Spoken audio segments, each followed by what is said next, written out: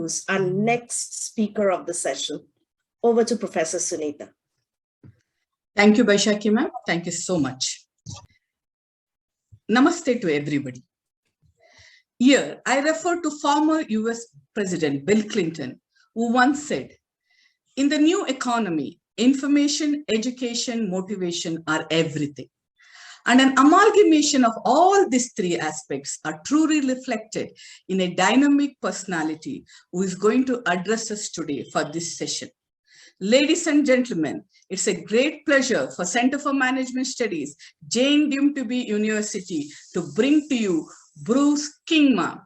As we know, Dr. Kingma is a leading educator, researcher in entrepreneurship, economic development, online education, the economics of information, library science, and nonprofit management. He is a professor of entrepreneurship with joint appointments in the School of Information Studies, the iSchool, Whiteman School of Management at Syracuse University. He is a former associate provost for entrepreneurship and innovation and a former associate dean in iSchool. Professor Kingma has held various academic appointments at Syracuse University, the University of Texas at El Paso, Victorian University of Wellington, to name a few. Provost Kingma transformed entrepreneurship education at Syracuse University to focus on helping students, war veterans, faculty, and community members to start ventures.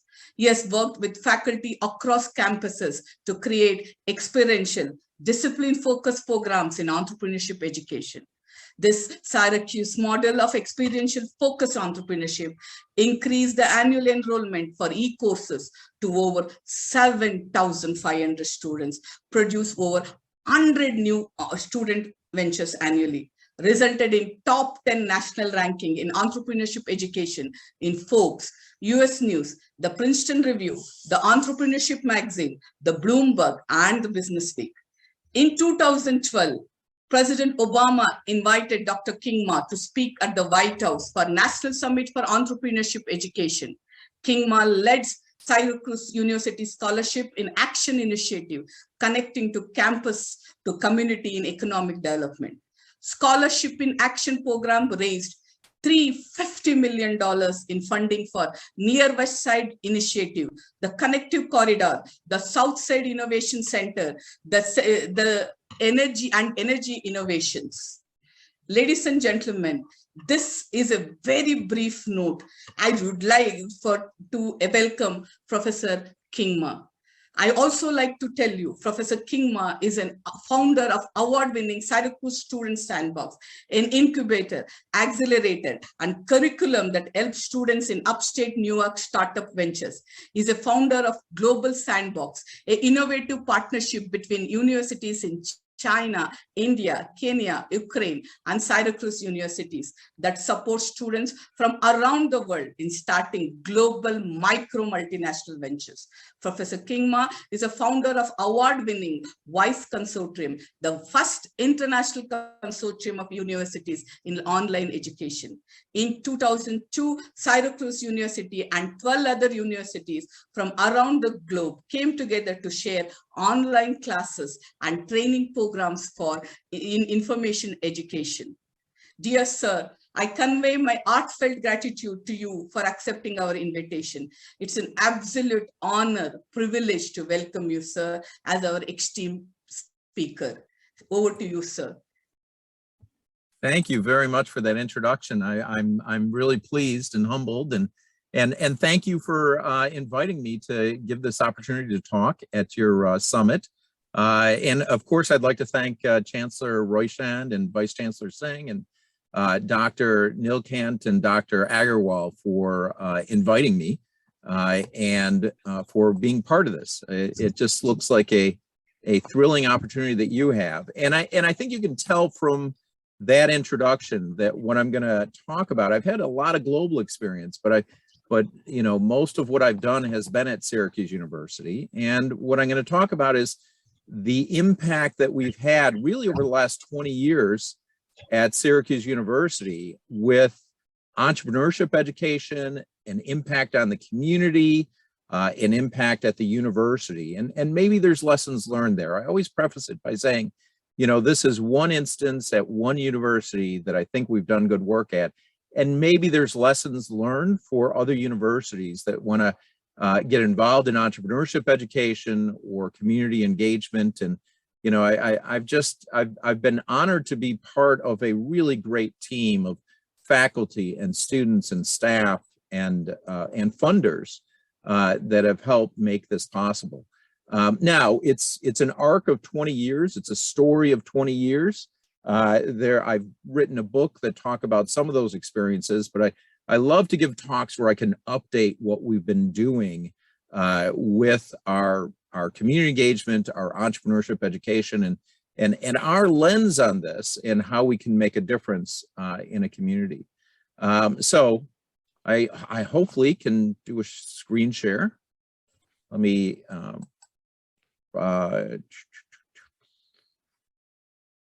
try this, and I know you can be seeing yourself, but hopefully in a second you'll see my deck. Can I get a thumbs up? Is this? You can see my deck? Okay, fantastic, fantastic. So this is really about academic. I call myself an academic entrepreneur because for well over 30 years, I'm a professor, I have a PhD, I've been engaging as a professor, as a teacher, and a researcher. But at the same time, I've always felt strongly about starting innovative programs and getting things done. And this was an amazing experience at Syracuse that happened over a period of years. As I was introduced, I'm a professor in the School of Information Studies and also in the Whitman School of Management at Syracuse. And the School of Information Studies is this odd school. It always takes somebody to explain it. We call it the iSchool, and I always compare it to the iPhone because it is about networked connections.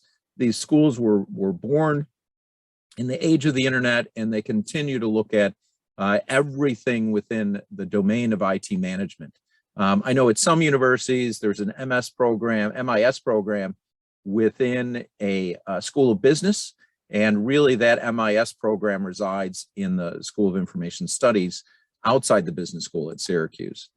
And what I want to talk to you about is this experience that we went through really to some extent over the last 20 years, but the real critical points were 2007 to 2013. A lot of this is described in my book, Academic Entrepreneurship and Community Engagement. It's actually a series of chapters written by faculty and others who have had an impact or had an impact with their particular projects. But let me, if you don't mind, I'll sort of give you the agenda along with a little history lesson about Syracuse. So pre-2007, we really had 3 programs that related to entrepreneurship and innovation. We had a major in our business school, and it was a good major. It was a department in the business school, a little bit unusual, and it had an impact among the handful of students that were studying it in the business school. We had a program in the College of Law that looked at intellectual property and innovation and the legal protection around patents and trademarks and things like that.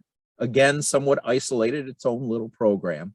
And then we also had a center that helped faculty, particularly in engineering, commercialize some of their initiatives, right?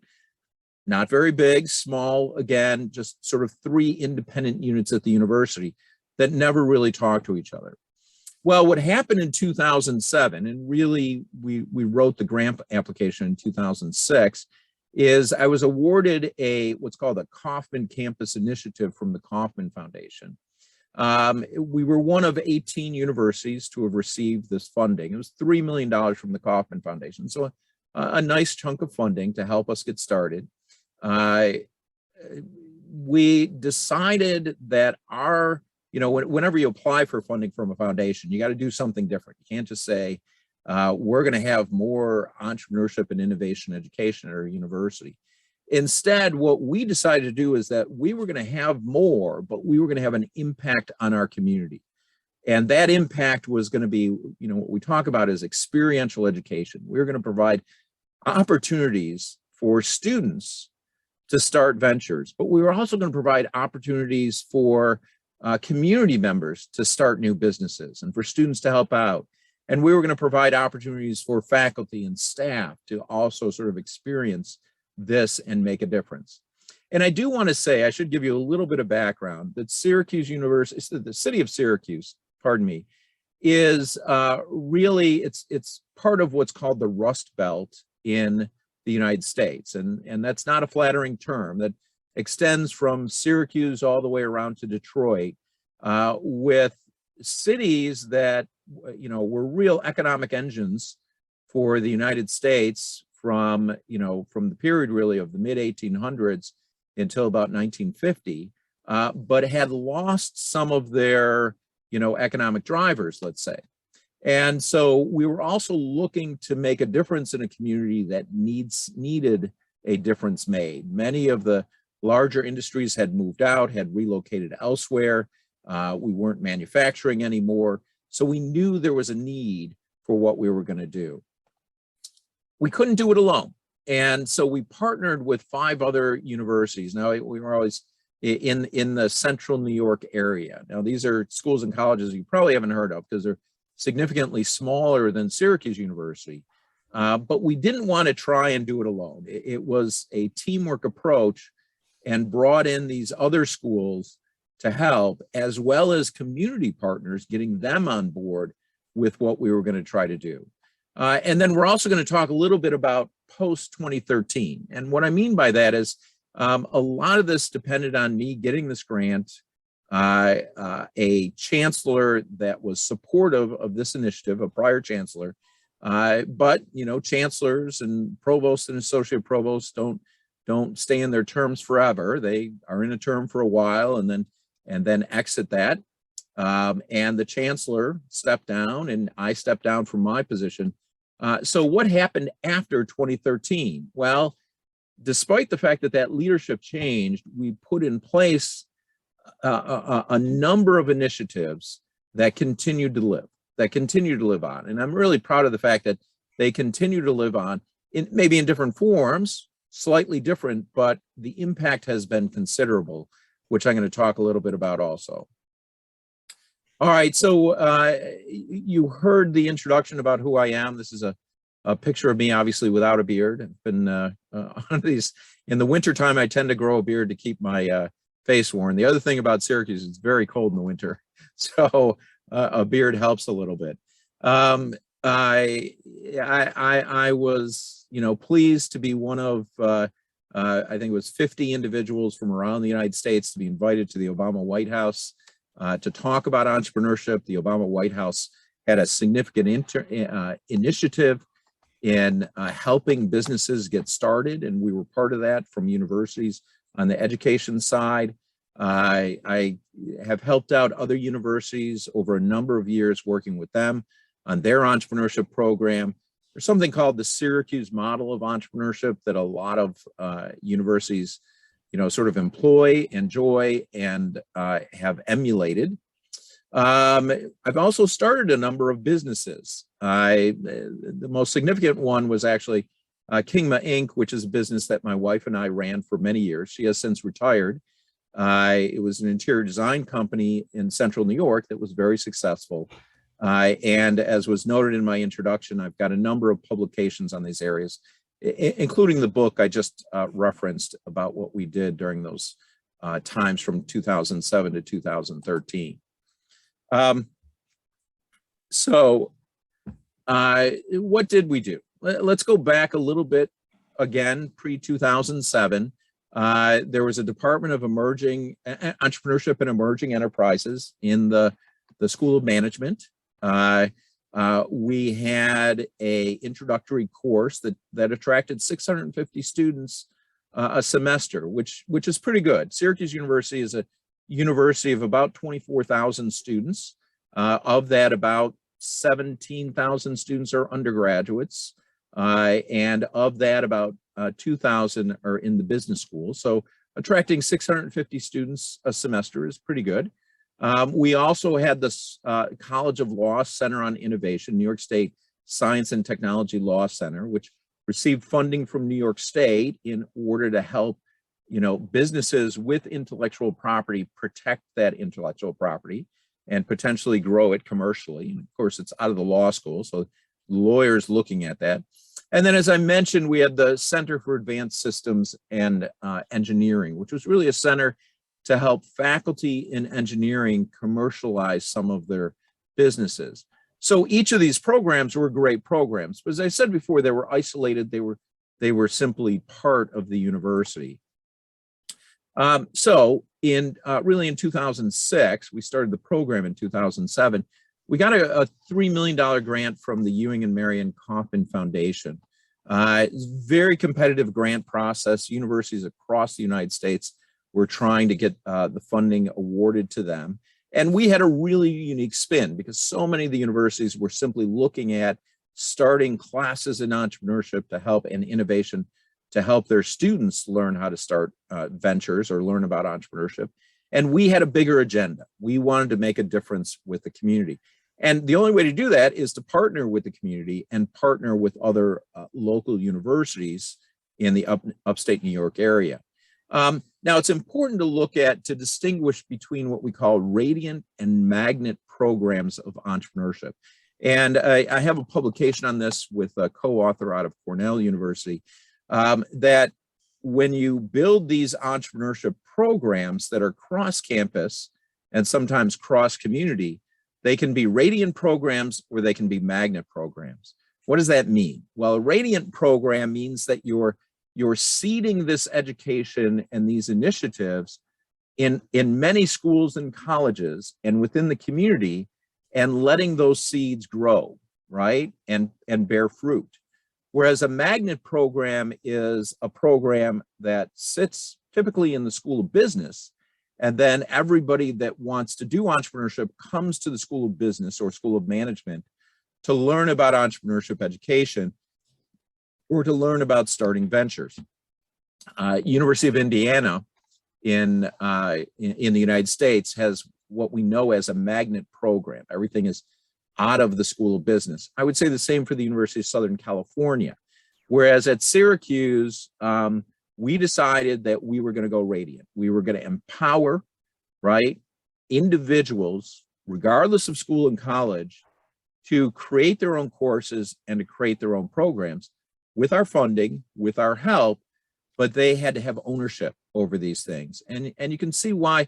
And I think that decision has led to a very strong continuation of our programs after 2013. So what did we create? Well, we created what I call the Syracuse University Entrepreneurial Ecosystem. We actually funded 160 different initiatives across central New York, right? So it was basically a 6-year period. 3 of those years we were providing funding. Now, basically the $3 million from the Kauffman Foundation was sent out to individual programs.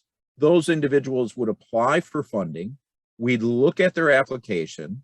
We probably had about 300 applications and funded 160 initiatives. We funded initiatives to support student entrepreneurship, faculty innovation, and community engagement. And so on the student side, we developed a new accelerator and a new initiative focusing on students starting ventures, right? Whether they be business or nonprofit ventures. And in a little while, I'll show you a video of some of the great ventures that got started. So you won't have to just hear me talk.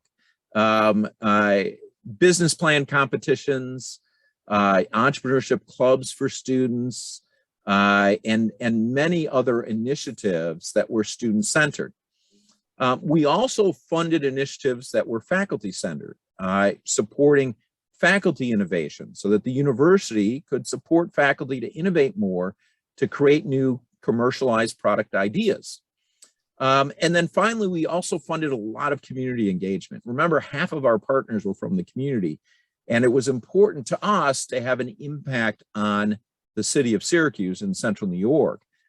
So we went into some of the most economically challenged areas of the city of Syracuse, the near west side of Syracuse, principally a Hispanic population that was economically disadvantaged that we wanted to help. started great initiatives there. The south side of Syracuse, principally an African-American Black community that was also economically disadvantaged. And we worked with the community individuals that were provided leadership there, some pastors, some other individuals, in order to start a center there to help individuals start businesses. Also the north side of Syracuse, which is predominantly an immigrant population, many from Afghanistan and Iraq, given the still relatively recent conflicts in those countries, as well as other countries, and supporting initiatives there. So it was a full court press, a full expression of what we wanted to do. But remember, each and every time, it's not me doing it. It's me providing the funding. And sometimes I called myself the angel investor on entrepreneurship, providing the funding to individuals to let them get really great ideas started. Okay. And you'll see some more examples. I know you want more stories on those great ideas, and I'll give you those stories in just a minute. In fact, here it is. I am hoping that you'll be able to hear this. So I'm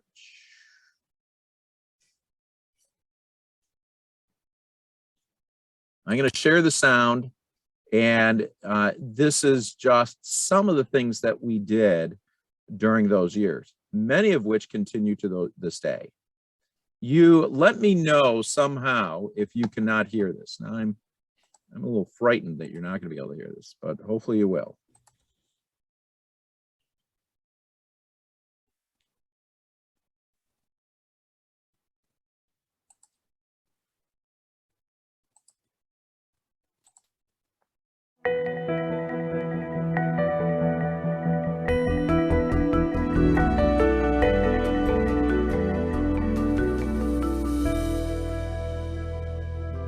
There's nothing more important to America's future than entrepreneurship. It really is the heart of what makes us special. Entrepreneurs are one of the great engines of our economy. And right now, we need them more than ever to build businesses, create jobs. It means finding something you love and saying, I want to build it my own way, my own path. And it's the spirit of what this country's all about. Learning about entrepreneurship has done more than change my life. It's really defined my life. My name is Ryan Dickerson. I'm a junior at Syracuse University, and I designed an ergonomic bolster that can make any flat surface into a comfortable couch. We were featured as one of the coolest college startups in 2010 in Inc. magazine.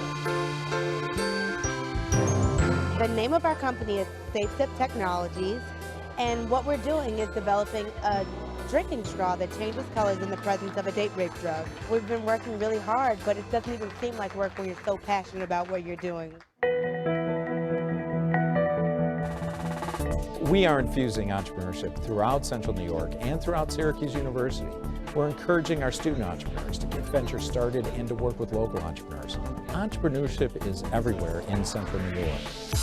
So the name of our company is Squeeze My Tees, and we offer niche, edgy t-shirt designs for the Syracuse students. We started a company called Cape Square. It's a web services company. We build online software and we do web design. The name of my company is The Front, and what we're looking to do is revitalizing the face of downtown Syracuse. We are Graph Fighters, and we are the first online game for your hand-drawn character. I get to hear a new idea every day. There's a freshness about students. They're not afraid to tell you this kooky idea. The Accelerator is an effort by Syracuse University to help student ventures get started. It includes coursework, it includes an entrepreneur in residence, it includes mentorships and funding, and at the end of the year we have our great conference called Emerging Talk. Emerging Talk is a showcase for student venture owners. They're able to win awards and funding for their ventures. We got the idea for Brand Yourself when we saw our friends and our colleagues losing job opportunities because of what was out there about them online when employers searched for them when they went in before interviews. So we created a platform that makes it really easy for them to manage how they're perceived online. There's definitely been a cultural change at Syracuse University since the Kauffman Initiative started. In our first year, we had to knock down faculty doors and convince them that they were entrepreneurial and to come on board with the initiative. and in a short year, they were coming to us. Entrepreneurship is not necessarily a word that was in my vocabulary before I came here and before I was involved in these programs. Our Kaufman Foundation funded initiative exemplifies what we're striving to accomplish at Syracuse University today. We're leveraging our strengths with those of colleagues at partner institutions and across the public, private, and nonprofit sectors to show our students what it takes to tackle real-world challenges. I want to go into entertainment law. So I have a combination of the band year program for the music industry, and then I'm also a dual major in Newhouse in television, radio, and film. It's one of the only programs in the country that combine the music industry with entrepreneurship and communications. Here at Syracuse University at the Falk Center for Sports Management, Entrepreneurship will energize our young people to understand that we need to find a whole new generation of bright young people to reinvent the business. Syracuse University gave me that opportunity to work with the Tampa Bay Buccaneers, because if I wouldn't have been in this program, I wouldn't have had the drive and the motivation to go out there and look for anything like this. An entrepreneurial mindset is critical for artists and designers. And when they start working on entrepreneurial projects, they see their things in practice, that they become realities. They feel very empowered by it.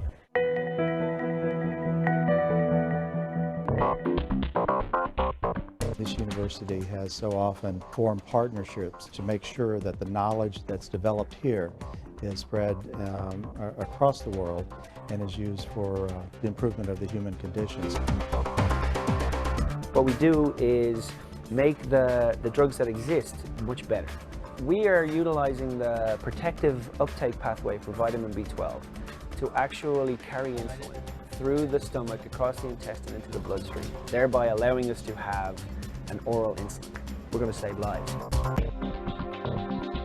We feel that the new polymers we're making for tissue engineering could have a huge impact on the way medical technology is deployed. We will not be satisfied until there's technologies in doctors' hands for tissue engineering, for the repair of injuries, for the repair of congenital defects.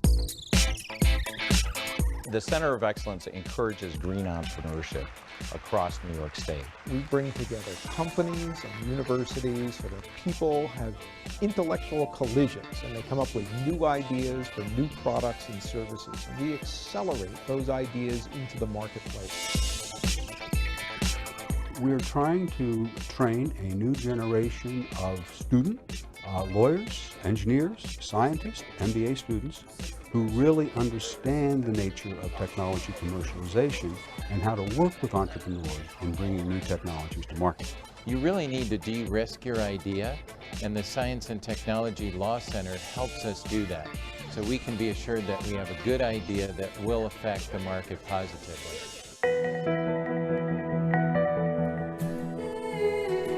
Syracuse University has been involved in many local major initiatives, getting our students involved in entrepreneurship and stimulating the Central New York economy. The Near West Side Initiative is a community-based project that uses the power of art, technology, and innovation to revitalize the 9th poorest census tract in the United States of America. The Kaufman Initiative has brought entrepreneurial students into the Near West Side and helped us by renovating a former drug house into an arts and literacy center, revitalizing a community-based theater, and establishing with our law school a green property management company that will actually be run by the residents of the neighborhood. The Burton Blatt Institute is very fortunate to be the only institute of its kind to be selected to develop a program called Startup New York, which is just to foster small business innovation and entrepreneurship in New York State for people with disabilities. They worked with me to figure out my business plan, my financials. I was able to receive a grant. It brought back my self-esteem. I'm not embarrassed that I've been disabled. Women in general are just waiting to explode on the scene. The WISE Symposium. This year it attracted 1,000 women. We do training and workshops, guidance, financing. It's amazing what support and networking do for someone. The The Entrepreneurship Bootcamp for Veterans is a program that helps disabled veterans as entrepreneurs get businesses started. There was an opportunity to leverage what we do well here at the Whitman School to serve those who have served all of us. And we just keep saying thank you, thank you, thank you. But the greatest thanks, of course, is to make a success of ourselves. The first class we put through in 2007, it was a class of 20 veterans. Today, 17 of the 20 have businesses. 4 of those 17 in 2009 did more than $1 million in revenue. Entrepreneurship really, for me, is a journey in self-awareness and how I can work with other people to make our vision a reality. If you're able to come up with a niche idea and develop it into something that you can call your own, there's nothing like it else in the world. When you're an entrepreneur, you are inventing, you are creating, and you are making a mark on society. And you get a chance to look back and say, that's mine, I did it. And that's where that fire comes from.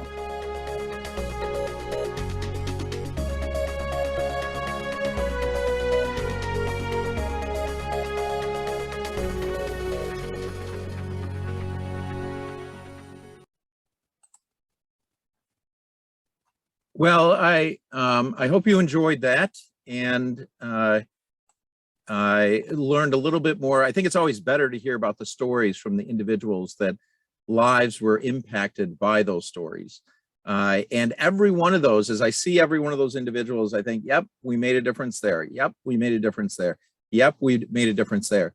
Now, oddly enough, you know, some of the individuals that you saw, their programs have become wildly successful and really amazing. And many of the students that you saw, one of the students that you saw, his company, he graduated in 2013. His company called Cape Squared went on for a number of years, and it was a good company. It was doing well for him.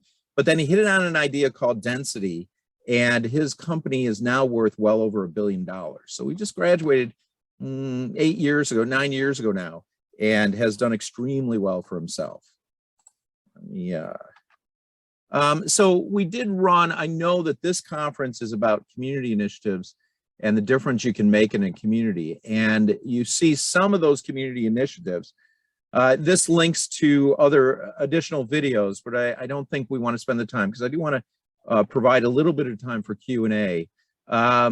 Making a difference in these communities. And every one of these, it's not just the initiative, it's the person that I see that provided leadership.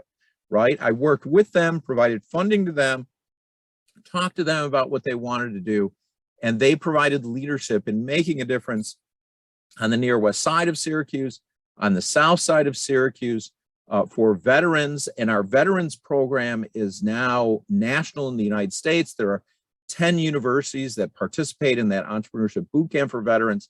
And we have the National Center now for Innovation Veterans Families. We have an amazing program to help out women entrepreneurs. And then we have what we call the Connective Corridor, which actually connects many of our non-governmental, nonprofit organization in the arts and museums to allow people to experience the great art and culture that we have in Central New York. So I always get asked, and this is part of the book, what does it take to build these initiatives? And I always answer, well, first, start with a radiant program. Start with the idea that you're going to invest in others. You're not going to do it all yourself. You're going to invest in good ideas, right? So what does that mean? Well, you need individuals with big ideas. It's always foolish to say I can do something alone. It's always much wiser to say, hey, I can do something as a team. And by the way, some other individuals might have much better ideas than I do. So you're looking for those big ideas. For each idea, I was always looking for a faculty champion, meaning that, you know, I would take applications from teams or ideas, but I had to have the one person that was going to be responsible for bringing that idea to life and really was going to put their effort behind it. That's what made the difference. Each individual that applied for funding from this larger initiative had to show a sustainable business model. They had to show how after I gave them initial funding, whether that was $10,000, $20,000, $50,000, $100,000, how that was going to continue well after that money ran out. Where were they going to get additional funding from? Next, we're a university. Syracuse is a university. We're trying to make a difference in a community, but every initiative had to have some form of student engagement, right? Whether it was specifically for students or in the community and students were involved in that experience. We were always looking for a community partner. So what you're doing, you're not doing alone, you're doing to try and make a difference in upstate New York. Who is going to partner with you on this, right? It's extreme. And then in the book, I talk about the first 5, but I think there were 2 more significant factors in our success. One is having university leadership behind it. And Chancellor Nancy Cantor, who you saw a brief video of, she's no longer chancellor at Syracuse University, but she was behind this initiative in a very big way. And having the resources to get it done. So it's not enough to have your chancellor or your president looking to, be the spiritual leader. You need some funding, and we were thrilled to get the funding from the Kauffman Foundation. Now, a little known trick is part of the application process to me, how we pulled this off, is I told everybody, for every $1 I'm going to give you, you show me where you're going to get $5 from somewhere else. And that small trick led individuals who were looking at building these initiatives to seek additional funding. And that small trick led our $3 million to turn into $350 million of other funding that really provided the resources to get done what we needed to get done in our community. All right, so, I'm a data person, and I always look at the numbers about the impact that we had. And, we had about 2,000 students enrolled in courses before this initiative. We went up to about 2,800. No longer have a centrally managed initiative. Now all those seeds that we put out grew their own fruit, grew their own resources. And so the student enrollment has gone down a little bit, but we're no longer infusing cash into the system either. We needed those to be self-sustaining. And having 7,000 students in programs, I'm still very proud of. We increased the number of courses on entrepreneurship and innovation dramatically. We increased the number of programs. We increased the number of student clubs. We increased the number of community incubators, as well as the student incubators, right? These are these programs where if you have a starting business idea or nonprofit idea, NGO idea, you can go into an incubator and they will give you the space and the time in order to make it even better and bigger, and the mentorship too. We dramatically increased our number of student business plan competitions and increased what I call our signature programs. These are programs that we're known for well outside of Syracuse in terms of making a difference in the lives of our students and in the community. So by the numbers, it's important to me to not only sort of build a phenomenal program, what I called a team of teams. In other words, every one of these 160 programs from Outer had its own team running it. And so we had a team of teams where we were supporting each other. But then after our funding ended with the Kauffman Foundation, because they weren't going to give us funding forever, right? Having a series of independent programs that still collaborated with each other, but had an independent source of funding. And we did that. We did that. It was in the blood at Syracuse University, entrepreneurship and innovation. Somebody told me entrepreneurship and innovation is in the blood at Syracuse University, and that's why you guys are so successful with it. So in terms of those signature initiatives, let me just give you a couple of stories about the signature initiatives, and then I can answer questions that you might have about these. Well, one is the Blackstone Launchpad. So after we received the large funding from the Kauffman Foundation and a lot of funding from other sources, we also received $1 million grant from the Blackstone Foundation. And that $1 million grant allowed us to set up a site, a program within our library. And I don't know about your institution, but at universities in the United States, the library is this nice sort of neutral territory. I call it Switzerland of the universities, meaning that it's a group that always stays neutral, because the individual schools and colleges compete for resources, right? Compete with the president, compete with each other to try and harvest those resources. The library is this nice independent place. And so we were able to secure a $1 million grant from the Blackstone Foundation to set up a site at the library where we could mentor students, coach students, and have programming for students, and run all of our business plan competitions out of, regardless of who was funding that business plan competition. Works out extremely well, run by a very good friend of mine now.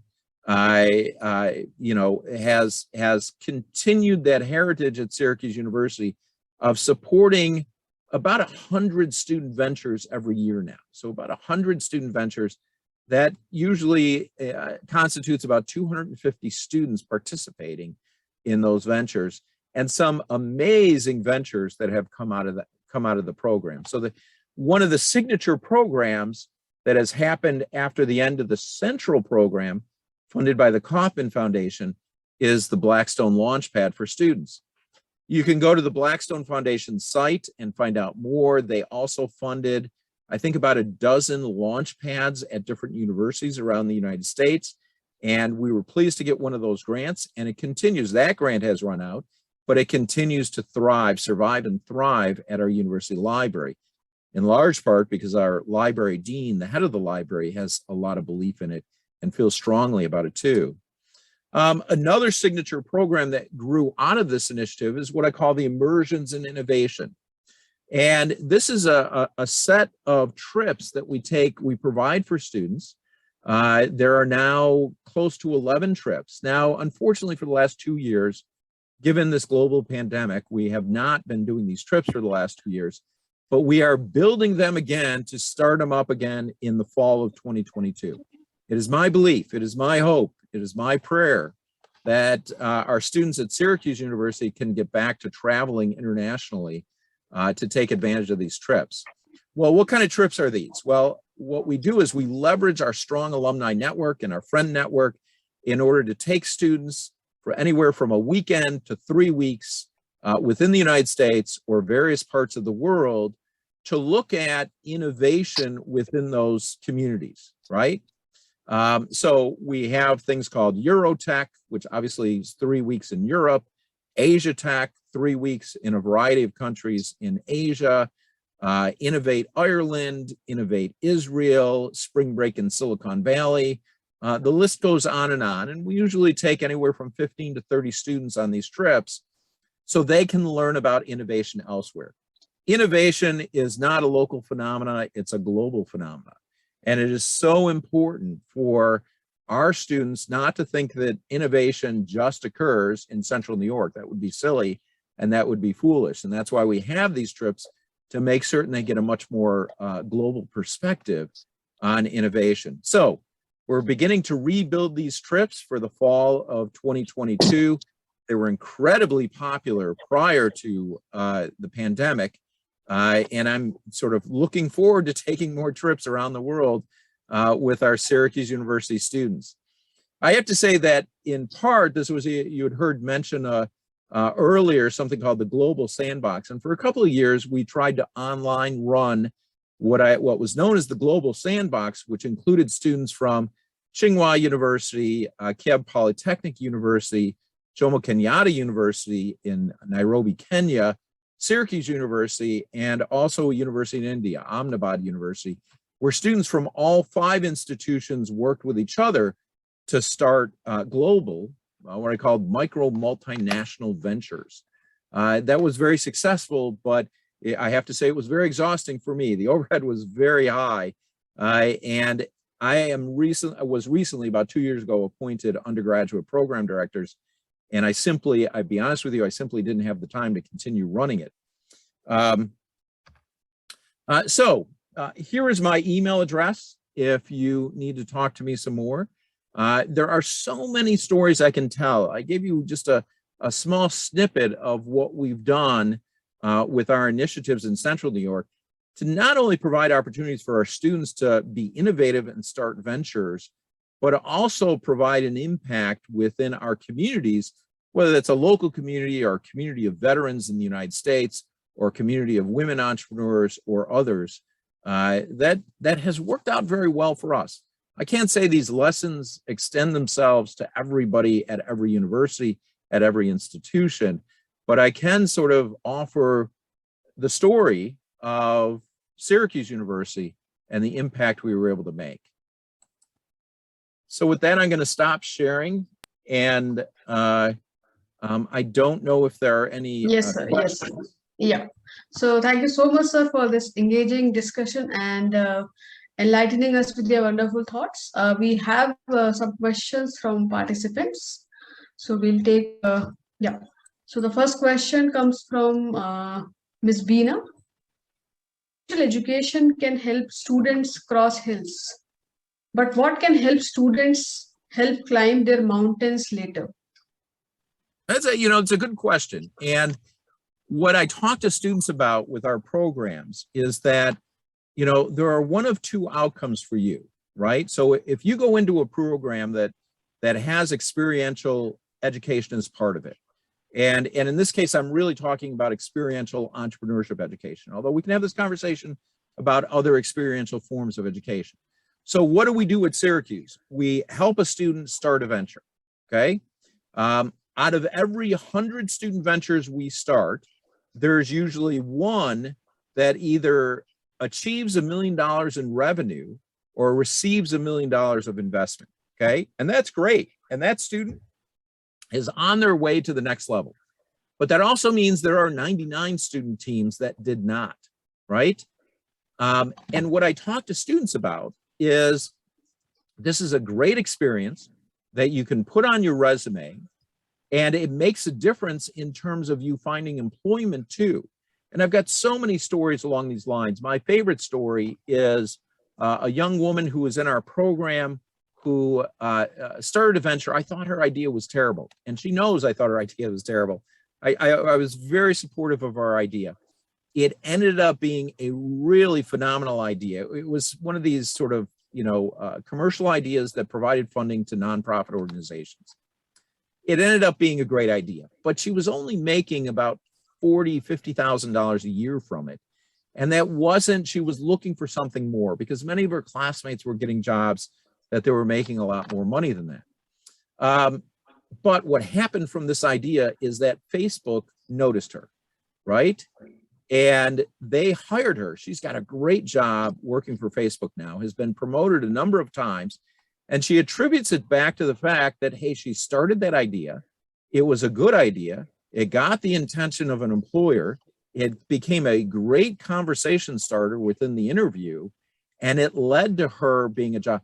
And not only that, Facebook looks at individuals like this. I mean, all the, all the great companies look at individuals like this and say, hey, you're a self-starter, you're motivated, you're willing to look outside the box. That's exactly the kind of person we want to hire. So there are two paths for experiential education, both of them enabling students to climb the mountain, whether they start their own business or whether they work for a company. So. Yeah, thank you so much, sir. So the next question comes from Mr. D.S. Ray. He asks, how will you make sure that values are reflected in the community engagement process? I'm not certain I completely understand the question. Should I repeat it, sir? No, but I values. Values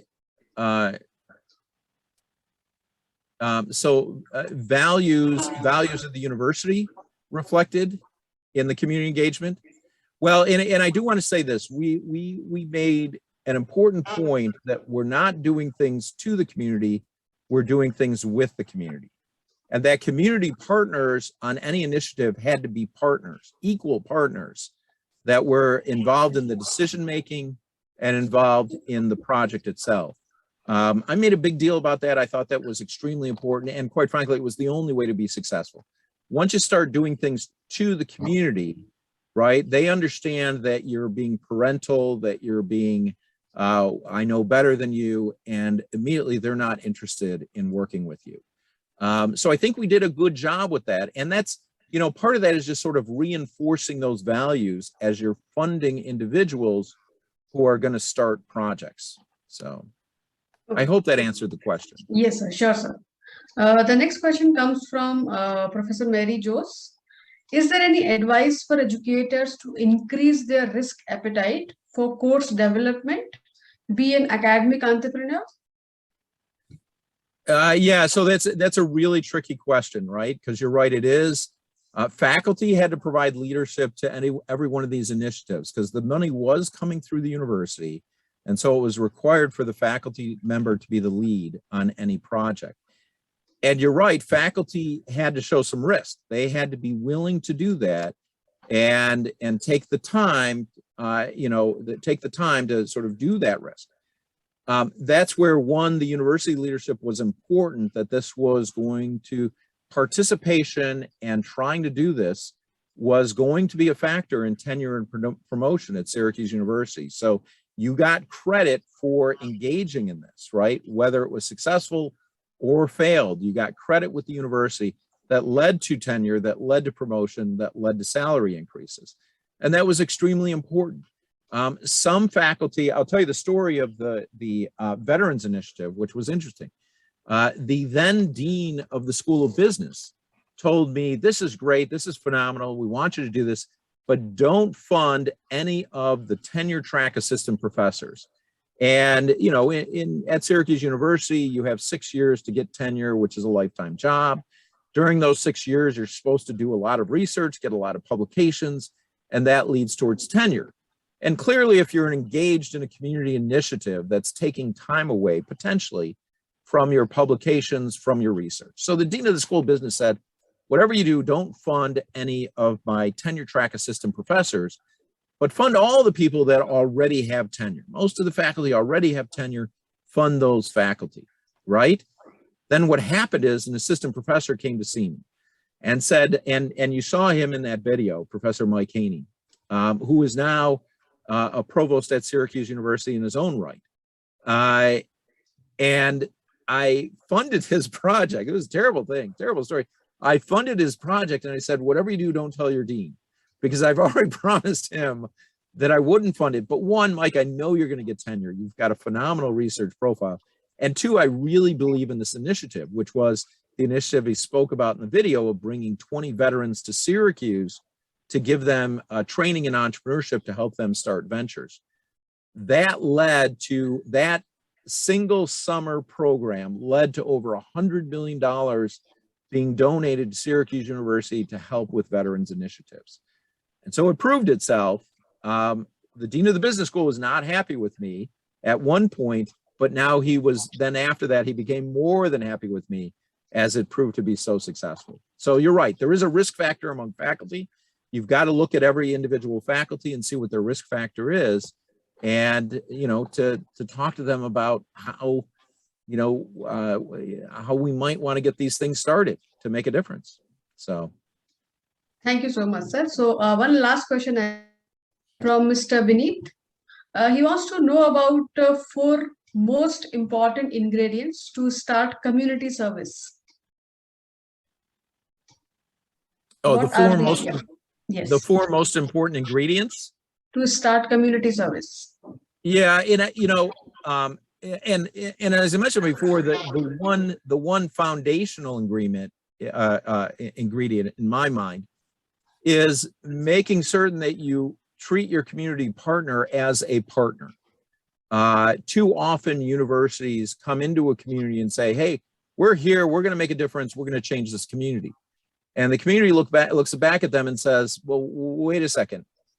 So you don't want our help? You don't want to involve us in this process? That's a little offensive and insulting. So the most important ingredient is to do it with the community, not to the community. That I can't emphasize enough, working with the individuals that are already there.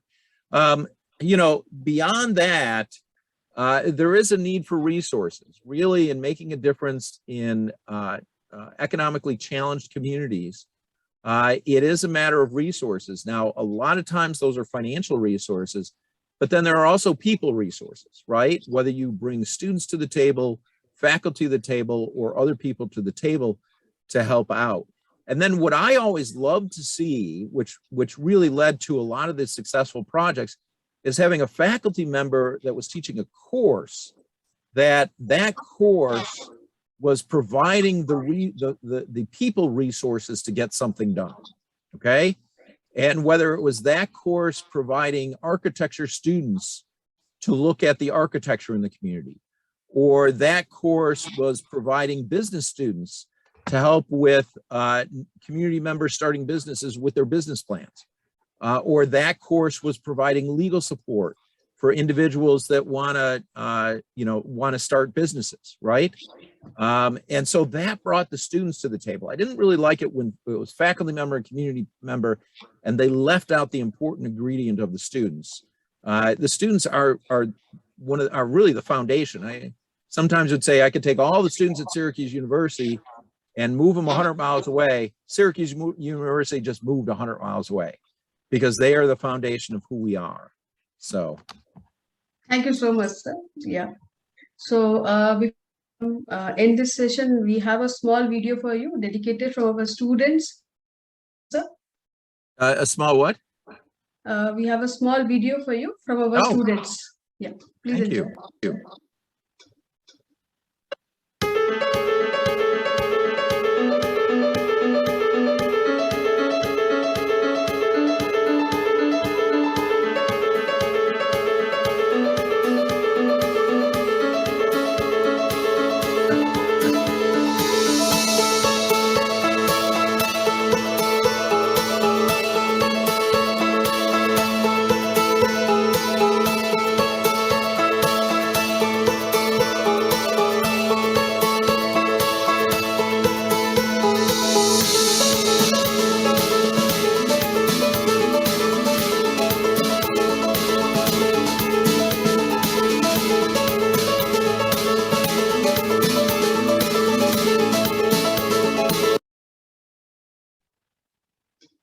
That was very nice. I really enjoyed that. Thank you very much. I appreciate you doing that. Thank you very much. Thank you. Thank you so much, sir, for clarifying our participants' doubts and through in-depth knowledge. It's been indeed a pleasure to listen to your valuable views and enriching thoughts, quenching our thirst for knowledge of entrepreneurship education and current day world economy. The way you have introduced experiential entrepreneurship education through your session, it is going to make a lot of difference to all upcoming entrepreneurial brains. We are extremely grateful to you for such an engaging, fruitful, and constructive talk. I'm sure our participants would have taken a lot from this session today. Thank you once again, sir, for adding value to this summit through your expertise, experience, intellect, and words of wisdom. Thank you so much, sir. Dr. Varsha. Yeah.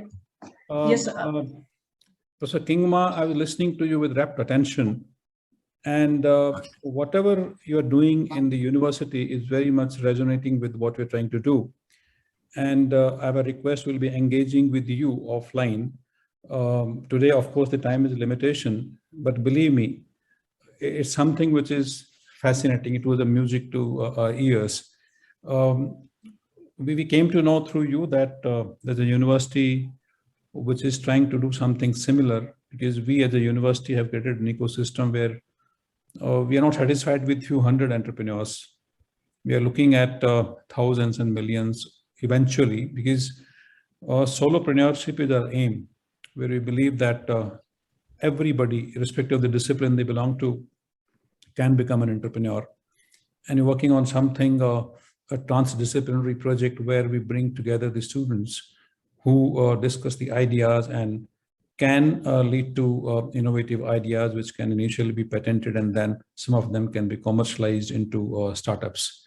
So thank you so much. I think for me personally, it was such an illuminating session that many of our ideas which we have been debating got more crystal clear. Thank you so much for taking our time and being with us. Well, thank you for inviting me, and for you and everybody else that's participating. Feel free to connect with me on LinkedIn or reach out to me by email, and we can continue the conversation. That sounds wonderful. Thank you so much. Thank you. All right, thank you. Goodbye. Have a great day. Have a great conference. Bye, sir. Thank you, sir. Thank you, sir. Thank you, Dr. Varsha. As we have come to the end of today's session, I would like to extend my heartfelt gratitude to our esteemed speakers, Mr. Darshan Doshi, Mr. Gustavo Royas Ayala, and Dr. Bruce Kingma, for giving us enriching insights about the concept of entrepreneurship in current day business world, with trending techniques and practices to be adopted at various levels. I'm extremely thankful to our wonderful participants whose